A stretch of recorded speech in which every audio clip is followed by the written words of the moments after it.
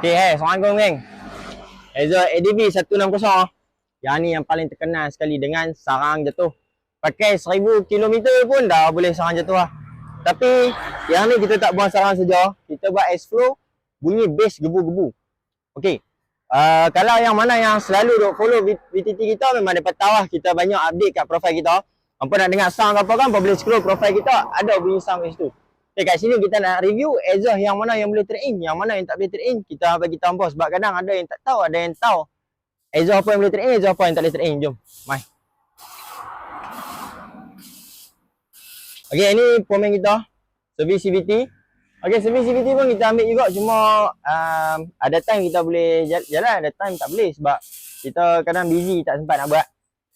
Okay, jom kita cerita sikit yang exhaust yang boleh trade in, yang tak boleh trade in.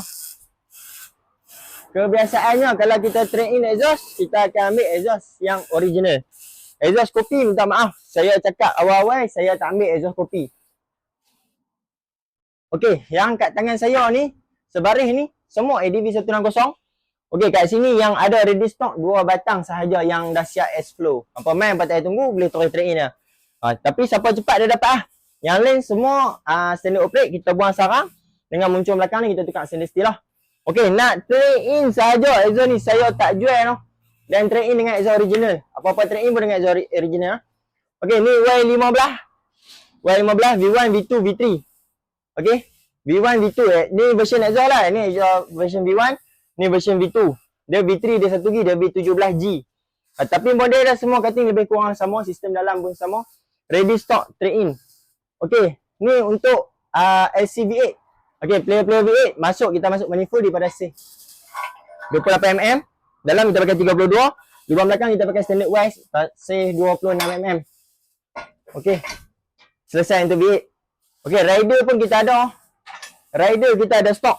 Jangan lupa ni, rider sampai berabuk lah, player rider tak ada. Tak ramai, rider kita ada 2 biji, rider stok. Okey, rider pun ada trade in juga.